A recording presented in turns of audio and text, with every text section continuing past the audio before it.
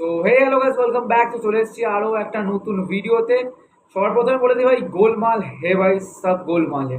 তো হ্যাঁ বন্ধুরা, কিছু ট্রান্সফার রিলেটেড খবর আছে, তো সেই সব নিয়ে কিন্তু ডিসকাস করব। তো তার আগে বলে দিই, যারা এখনও যদি চ্যানেলটাকে সাবস্ক্রাইব করেন বন্ধুরা, তো অবশ্যই নিচে লাল রঙের সাবস্ক্রাইবের বাটনটা ক্লিক করে কিন্তু সাবস্ক্রাইব করতে একদম ভুলো না। তো গোলমাল হে ভাই, সব গোলমাল হে, তোমাদের প্রথম থেকেই বললাম যেটা। তো হ্যাঁ বন্ধুরা, মোহনবাগান অফিসিয়াল সোশ্যাল মিডিয়ার পেজ থেকে কিন্তু লাস্ট একটা ভিডিও আমরা দেখেছিলাম, যেখানে কিন্তু ওখানে সবকটা প্লেয়ার, তার সঙ্গে কিন্তু আনোয়ারও ছিল। আর আনোয়ারের উদ্দেশ্যেই কিন্তু এই যে গানটা, সেটা কিন্তু গোলমাল হে ভাই সব গোলমাল হে, এই জায়গাটায় কিন্তু দিয়েছিল মোহনবাগান অ্যাডমিন, যে অ্যাডমিনের কাজ করে। তো সে কিন্তু দিয়েছিল এই গানটা। আর কেন দিয়েছিল তোমরা ভালো করে জানো তো ভাই, কেন দেবে না তোমরা বলো ভাই? লাস্ট কিছু মানে দিন ধরে আনোয়ার আলীর সঙ্গে যে জিনিসটা হয়ে যাচ্ছে ট্রান্সফার রিলেটেড, মানে ইন্ডিয়ান ট্রান্সফার মার্কেটে এখন যে হট টপিক হয়ে উঠেছে, মানে যদি তুমি ট্রেন্ডিং টপিক বলে, সেটা হচ্ছে আনোয়ার আলীর যে ডিলটা, যে মোহনবাগানে থাকছে নাকি দিল্লি এফসি চলে যাবে নাকি অন্য কোনো ক্লাবে সাইন হবে। তো তাই জন্যই ভাই মার্কেটে গোলমাল তো হয়েছে অবশ্যই। আর বর্তমানে দাঁড়িয়ে কিন্তু এটাই খবর যে আনোয়ার আলী কিন্তু মোহনবাগান দলেই খেলবে। আর 29 জুলাই যে প্র্যাকটিস সেশন আছে মোহনবাগান দলের, তো সেই সময় কিন্তু বাকি প্লেয়ারদের সঙ্গে কিন্তু আনোয়ার আলীও কিন্তু যোগদান করবে। আর এছাড়াও কিন্তু মোহনবাগান সমর্থক সে কিন্তু জিজ্ঞেস করেছিল আনোয়ার আলীকে, যেরকম তোমরা স্ক্রিনশটটা দেখতে পাচ্ছ, যেখানে কিন্তু জিজ্ঞেস করেছিল, তাকে কিন্তু রিকোয়েস্ট করা হয়েছিল মোহনবাগান দলে থাকার জন্য, কিছু বলার জন্য। তো ওখানে কিন্তু আনোয়ার আলী কিন্তু রিপ্লাই দিয়েছে যে ডোন্ট ওয়ারি, একটা স্টে স্ট্রং, এরকমটা কিন্তু একটা ইঙ্গিত দিয়েছে। তো সুতরাং বলা যেতে পারে যে মোহনবাগান দলেই কিন্তু কনফার্ম করে দিয়েছে। আনোয়ার আলী নিজেও কিন্তু সে কনফার্ম করেছে যে সে কিন্তু খেলবে। আপাতত জানি না এই সোশ্যাল মিডিয়ার এই যে তোমার বলো, এই যে স্ক্রিনশটটা যেটা তোমাদের দেখাচ্ছি আমি এখন, তো সেইটা কতটা সত্যি না কতটা মিথ্যা জানি না, বাট আমার কাছে একজন পাঠিয়েছে, তাই জন্য তোমাকে ভাবলাম এটা শো করি।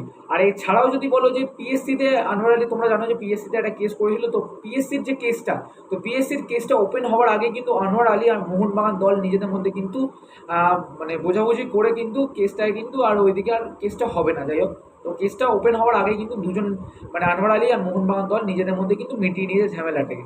তো সুতরাং বলা যেতে পারে যে 29 জুলাই আমরা কিন্তু মোহনবাগান দলের প্র্যাকটিস সেশনে কিন্তু আমরা আনোয়ার আলীকে দেখতেই পারি, এরকমটাই প্রবলতা আছে। তো পরবর্তী আপডেট যেটা হচ্ছে, মোহনবাগান দলে কিন্তু আসতে পারে ঘরের ছেলে ইন দ্য সেন্স, আমি ঘরের ছেলের কথাই বলছি। হ্যাঁ বন্ধুরা, প্রীতম কোটালের কথা বলছি। তো বর্তমানে যেরকমটা আপডেট আছে যে এই প্রীতম কোটালের সঙ্গে নাকি মোহনবাগান দল নাকি অলরেডি ডিল ডান হয়ে গেছে, নাকি তাকে কেরালা ব্লাস্টারের যে ট্রান্সফার ফি, তো ট্রান্সফার ফিও নাকি কেরালা ব্লাস্টারকে দিয়ে দিয়েছে, যেরকমটা আপডেট আছে। আর এছাড়াও কিন্তু আনোয়ার আলীর জায়গায় মানে ব্যাকআপ প্লেয়ার হিসেবে কিন্তু প্রীতম কোটালকে রাখা হচ্ছে। কেন কিনা তোমরা ভালো করে জানো যে আনোয়ার আলী পরবর্তীকালে যদি এই লাস্ট একটা সিজন যদি খেলেও মোহনবাগান হয়, তার পরবর্তী ব্যাকআপ হিসেবে কিন্তু প্রীতম কোটালকে রাখলেই চলে। আর আমরা কিন্তু প্রীতম কোটালের ভরসা দিয়েই কিন্তু আমরা আগের সিজনে আগের সিজনে যেটা বলছি, প্রীতম কোটাল লাস্ট সিজন যেখানে খেলেছিল, সেখানে কিন্তু তারা আইএসএল চ্যাম্পিয়ন হয়েছিল প্রীতম কোটালের ডিফেন্সের নেতৃত্বে। তো সুতরাং বলা যেতে পারে ঘরের ছেলে ঘরে আসলে অবশ্যই ভালো তো হবেই। বাট এছাড়াও যদি বলি যে প্রীতম কোটালের যে ডিলটা, সেটা কিন্তু আপাতত এখন বলতে পারো যে একটা ব্যাকআপ ডিল হিসাবে নেওয়া হচ্ছে।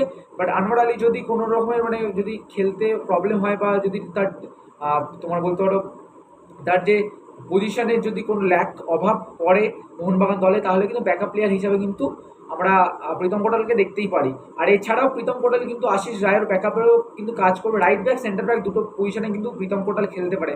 বাট এছাড়াও কিন্তু আরেকটা যেটা আপডেট জানা গেছিলো, যে আনোয়ার আলী যখন কিন্তু একটা সময় ছিল যে আনোয়ার আলীকে মোহনবাগান খেলবে কি খেলবে না, তখন কিন্তু মোহনবাগান দল কিন্তু এই কেরালা ব্লাস্টারের ডিফেন্ডার হর্নবিপম রুইবাকেও কিন্তু সই করানোর চেষ্টা করেছিল।